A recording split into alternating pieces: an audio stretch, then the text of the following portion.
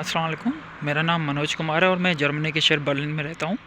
इस वीडियो में आप लोगों को जर्मनी के कुछ एडवांटेजेस बताऊँगा, बल्कि मैंने एक वीडियो पहले से ही बना चुका हूँ कि जर्मनी के एडवांटेजेस और डिसएडवांटेजेस, लेकिन इसमें मैं और ज़्यादा चीज़ें ऐड करना चाहूँगा और इसमें मैं सिर्फ जर्मनी के ही फ़ायदे बताऊँगा कि यार यहाँ पर आप आने के बाद आपको क्या क्या फ़ायदे होंगे यहाँ पर। क्योंकि माइंड में तो आपका ये होता है कि यार जब आप लोग पाकिस्तान या इंडिया से जब ट्रैवलिंग की सोचते हैं या स्टडी के लिए आ रहे हैं, जॉब के लिए आ रहे हैं या सेटलमेंट के लिए आ रहे हैं, किसी भी पर्पज़ के लिए आप आ रहे हैं, तो आप लोगों को माइंड में ये होगा कि यार कौन सी यूरोपियन कंट्री हमारे लिए बेस्ट है। ठीक है, क्योंकि यूरोपियन कंट्रीज़ तो बहुत हैं यहाँ पर, शेंजन जोन में आती हैं। तो आप लोगों के लिए सबसे बेस्ट कौन सा ऑप्शन रहेगा, मैं आप लोगों को कुछ 5 से 7 कंट्रीज़ का बता सकता हूँ। पर्सनल एक्सपीरियंस तो नहीं है, लेकिन मेरी जितनी इन्फॉर्मेशन है, यहाँ पर मैं पिछले 2 से ढाई साल से मैं यूरोप में हूँ, तो इतना तो मुझे एक्सपीरियंस हो गया है। इन्फॉर्मेशन ले ले के मैंने दोस्तों से या रिलेटिव जितने भी यहाँ पर फैमिलीज़ हैं उनसे पूछ के मैंने इतना तो देख लिया कि यार सबसे बेस्ट कौन सा है। ठीक है, तो मैं सिर्फ आपको बेस्ट कंट्रीज़ के नाम बताऊँगा। 5 से 6 हैं मेरी लिस्ट में या 7 ज़्यादा से ज़्यादा, उसमें जर्मनी भी एक है। ठीक है, अगर आप लोगों ने सोच लिया है कि यार वहाँ पे हमें ट्रैवलिंग करनी है, तो मैं तो ये कहूँगा कि आप पहले तो स्कैंडिनेवियन कंट्रीज़ में जाएं। स्कैंडिनेवियन क्या होते हैं? स्कैंडिनेवियन मतलब एक उनका एक बना हुआ है, जैसे जैसे शेंजन ज़ोन है, शेंजन ज़ोन में 28 या 29 कंट्रीज़ आती हैं, जैसे स्कैंडिनेवियन में 4 कंट्रीज़ आती हैं। ऐसे समझ लें कि उनका अपना एक बना हुआ है, जैसे कि नाटो हो गया, नाटो में अपनी कंट्रीज़ आती हैं। इसी तरह स्कैंडिनेवियन कंट्रीज़ बनी हुई हैं जिसमें 4 कंट्रीज़ आती हैं। एक तो नॉर्वे हो गया, दूसरा फिनलैंड हो गया, तीसरा स्वीडन हो गया और चौथा डेनमार्क हो गया। इन 4 कंट्रीज़ में आप किसी भी कंट्री में आप जाके सेटलमेंट ले सकते हैं, ये सबसे बेस्ट है। इन चारों का कोई कंपैरिजन नहीं है मेरे हिसाब से। ठीक है, मैं आपको ये भी नहीं बता सकता कि आप नॉर्वे जाएं या फिनलैंड जाएं। मैं तो कहूँगा चारों में से कहीं पे भी एडजस्टमेंट हो जाए तो आप लोग पहले प्रायोरिटी आप ये रखें, अगर पाकिस्तान से यूरोप का सोच रहे हैं तो, स्टडी के लिए, जॉब के लिए, किसी भी पर्पज़ के लिए। ठीक हो गया। दूसरा जो ऑप्शन आता है वो आता है बेल्जियम। बेल्जियम भी बहुत अच्छा कंट्री है। ठीक है, बेल्जियम में भी आप सेटलमेंट कर सकते हैं। उनकी जो इकोनॉमी देखें या उनका सैलरी देखें, लोगों की बहुत ज़्यादा हाई फाई स्टाइल में रहते हैं वहाँ पर, अच्छी स्टाइल में रहते हैं वहाँ पर। ठीक हो गया। और जो इसके बाद आता है नीदरलैंड। नीदरलैंड में भी आप आ सकते हैं।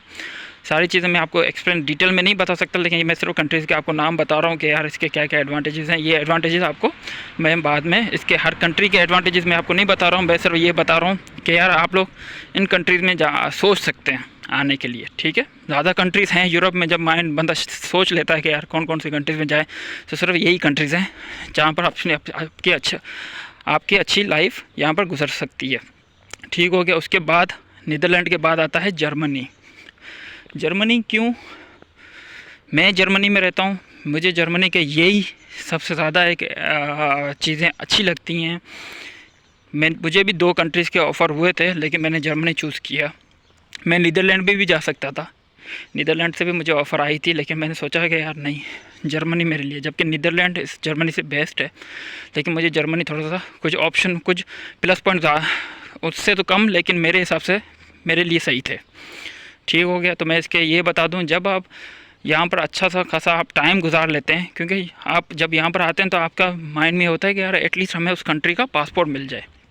ठीक है, तो Germany all around the Europe, मेरा पर्सनल एक्सपीरियंस आप ये समझ लें।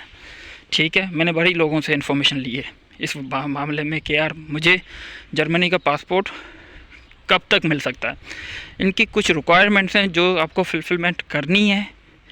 आपको जर्मनी का पासपोर्ट विदिन 6 to 7 ईयर्स के अंदर मिल जाएगा। बाकी जितनी भी यूरोपियन कंट्रीज़ हैं, किसी का 10 साल है, किसी का 12 साल है, उनकी भी रिक्वायरमेंट्स भी हैं। उनकी रिक्वायरमेंट्स आप पूरी करोगे तो 10 या 12 साल में आपको मिल जाएगा। लेकिन जर्मनी एक वाहिद कंट्री है यूरोप में जिसका पासपोर्ट रैंकिंग लेवल भी टॉप 2nd में ही होता है, देख लें आप।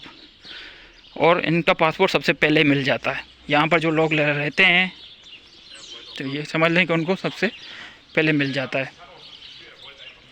ठीक हो गया। तो ये जर्मनी के तो एक एडवांटेज तो ये हो गया कि इसका यार पासपोर्ट हमें बहुत ज़्यादा जल्दी मिल जाता है। और दूसरा इसका एडवांटेज ये है कि यार अभी देखो कि मैं सिर्फ ऐसे ट्रैवलिंग कर रहा हूँ, मुझे मतलब मैं बोला ये आपको यूरोप का एडवांटेज बता रहा हूँ कि यार पाकिस्तान से हमें निकलना चाहिए। पाकिस्तान, इंडिया, हम कहीं पे भी रहते हैं, वहाँ पर जो लाइफ स्टाइल है, भले हम वहाँ पर फैमिली के साथ रहते हैं, हमारे रिलेटिव हैं, लाइफ वहाँ पर भी अच्छी है, लेकिन स्टेबल लाइफ नहीं है।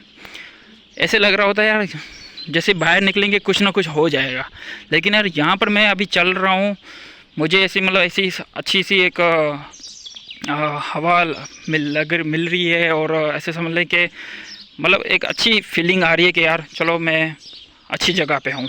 भले ही आप किस लेवल पे हैं वो डजेंट मैटर कि आप कौन से लेवल पे क्या कर रहे हैं, लेकिन आप लोग यहाँ पर हैं, चाहे आप स्टूडेंट हैं, चाहे आप कोई भी जॉब करते हैं, वो डजेंट मैटर, आप अच्छी जगह पे हैं, आपके लिए यही अच्छी बात है। ठीक है, फर्स्ट स्टेप तो आपका यही होता है कि आप अच्छी जगह पे आ गए, उसके बाद स्टेप बाय स्टेप आप ग्रो कर रहे होते हैं। ठीक हो गया। और इसके क्या एडवांटेजेस हैं कि यार अगर आप फैमिली के साथ आते हैं तो आपके लिए मेडिकल पूरा का पूरा फ्री हो जाएगा। ठीक है, मेडिकल की आपको बिल्कुल टेंशन नहीं लेनी, आपको एजुकेशन की बिल्कुल टेंशन नहीं लेनी, सब कुछ फ्री है बच्चों के लिए, आपके लिए। सबसे ज़्यादा खर्चा तो इधर ही होता है ना, एजुकेशन और मेडिकल में, तो ये फ्री है दोनों। उसके अलावा आपका अगर फैमिली के साथ आ रहे हैं, अपार्टमेंट लेना है, खाने पीने का जो भी खर्चा होगा वो नॉर्मल करना है। ठीक हो गया। सिर्फ डिसएडवांटेजेस मैंने उसमें कुछ बताए थे। सबसे ज़्यादा मुझे बुरी बात सिर्फ जर्मनी की एक ही लगती है, टैक्स ज़्यादा लेते हैं, बाकी सब कुछ अच्छा है यहाँ का। टैक्स सब दूसरी कंट्रीज़ में से अगर कंपेयर करें तो इस जर्मनी का टैक्स सबसे ज़्यादा है। अगर आप देखें तो तकरीबन इसका जो टैक्स है 30 to 37% ये टैक्स लेते हैं कम से कम अपनी सैलरी से। तो आप लगा लें तो आपकी सैलरी सपोज़ करें 100 रुपये आपकी सैलरी है फॉर एग्ज़ाम्पल, तो 35% टैक्स लेते हैं, तो आपको नेट जो आपके अकाउंट में सैलरी आएगी वो 65 रुपीज़ आएगी या 60 रुपीज़ आएगी। It's totally depend on your salary आपकी कितनी है। ठीक है, 30 to 45% सैलरी का टैक्स लेते हैं, जिसमें से आपका यही समझ लें कि आधी सैलरी का टैक्स ले जाते हैं। ये सबसे बुरी बात यही लगती है मुझे जर्मनी में। बाकी सारी चीज़ें मुझे यहाँ पर अच्छी लगती है। ठीक है, तो मैं तो ये कहूँगा कि आप लोग जर्मनी अगर आ रहे हैं तो ये 7 या 8 कंट्रीज़ का मैंने बता दिया। जर्मनी बेस्ट सबसे पासपोर्ट देने, अगर पासपोर्ट चाहिए तो सबसे बेस्ट ये है जर्मनी। बाकी कंट्रीज़ में 10 साल लगा लेंगे आप। ठीक है, हो गया।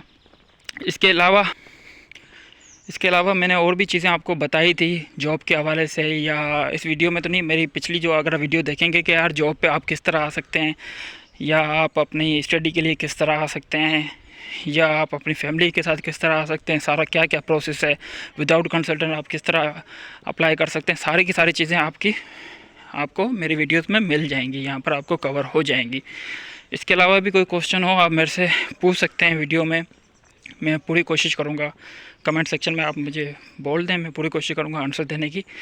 बाकी इंशाल्लाह मिलते हैं नेक्स्ट वीडियो में। अल्लाह हाफ़िज़।